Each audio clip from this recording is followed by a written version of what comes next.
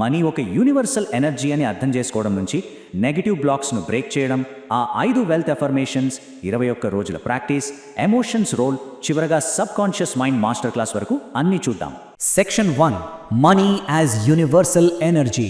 అసలు సంపద వెనుక ఉన్న సైంటిఫిక్ మరియు స్పిరిచువల్ ఫౌండేషన్ ఏంటో చూద్దాం. గొప్ప భౌతిక శాస్త్రవేత్త ఐన్స్టీన్ చెప్పిన ఎనర్జీ రూల్స్ మన డబ్బుకు కూడా ఎగ్జాక్ట్గా అప్లై అవుతాయి. అవును, నిజమే.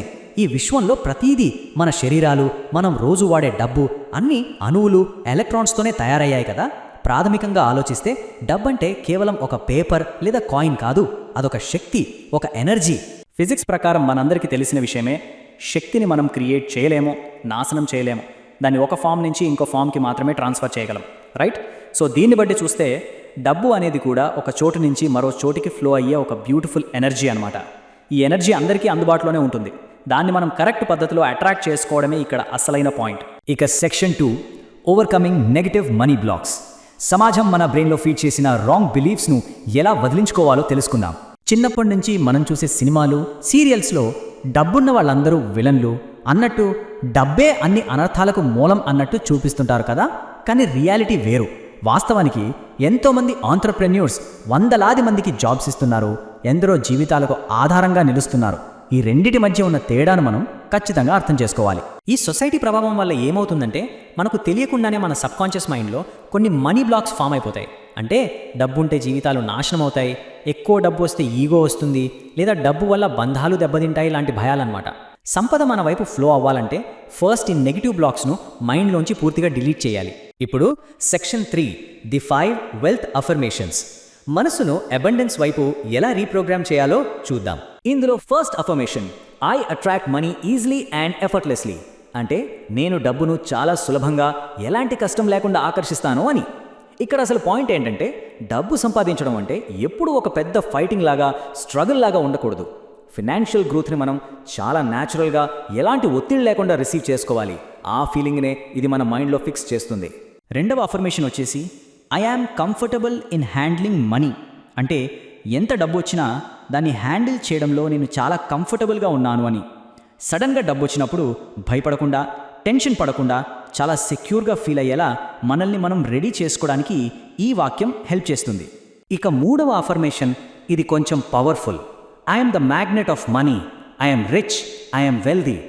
నేను డబ్బును లాగే అయస్కాంతాన్ని, నేను ధనవంతుడిని, నేను సంపన్నుడిని. ఇది మన ఐడెంటిటీనే పూర్తిగా మార్చేస్తుంది. మనల్ని మనం ఒక పవర్ఫుల్ అట్రాక్షన్ ఫీల్ లాగా ఫీల్ అయ్యేలా చేస్తుంది. నాలుగవది, money comes to me easily and stays with me. డబ్బు నా దగ్గరకు ఈజీగా వస్తుంది, నా దగ్గరే ఉంటుంది. జనరల్గా డబ్బు సంపాదించడం ఒక ఎత్తు అయితే, దాన్ని నిలబెట్టుకోవడం ఇంకో ఎత్తు కదా. ఇక్కడ ఫోకస్ అంతా వచ్చిన డబ్బును కోల్పోకుండా మన చేతిలోనే స్టేబుల్గా ఉంచుకునే ఎనర్జీని క్రియేట్ చేయడంపై ఉంటుంది. అండ్ లాస్ట్, 5వ affirmation, I love money and money loves me. నేను డబ్బును ప్రేమిస్తాను, డబ్బు నన్ను ప్రేమిస్తుంది.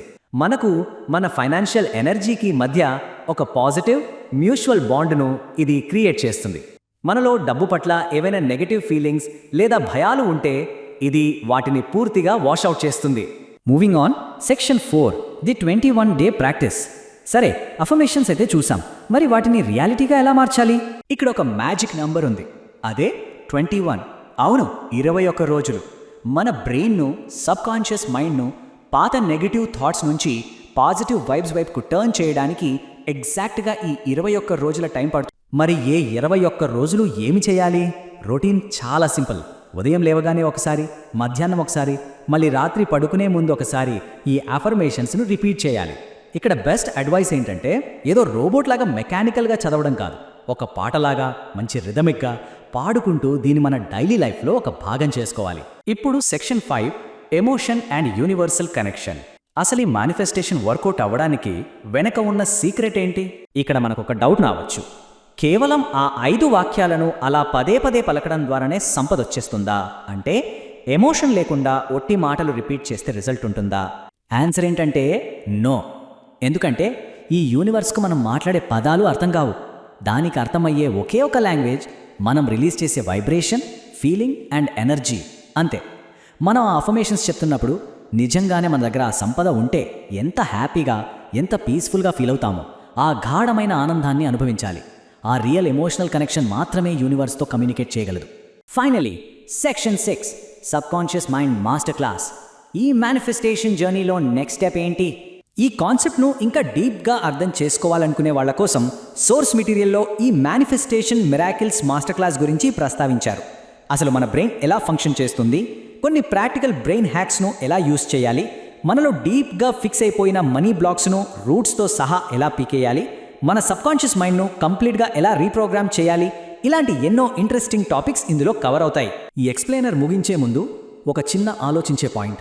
కేవలం ఒక 21 రోజుల పాటు మన ఎమోషన్స్, ఎనర్జీలను కంప్లీట్ పాజిటివిటీ వైపుకు టర్న్ చేస్తే అది నిజంగానే ఒకరి ఫినాన్షియల్ గ్రాఫ్ను పూర్తిగా మార్చేస్తుందా? మనం ఇప్పటివరకు బ్రేక్ డౌన్ చేసిన ఈ పద్ధతులను ట్రై చేసి ఆ రిజల్ట్స్ను పర్సనల్గా ఎక్స్పీరియన్స్ చేయవచ్చని సోర్స్ మెటీరియల్ చెబుతోంది. ఈ విషయాలు మన ఆలోచన విధానాన్ని కొంచెం బ్రాడ్గా చేస్తాయని ఆశిస్తూ ఈ విశ్లేషణను ఇక్కడితో ముగిద్దాం.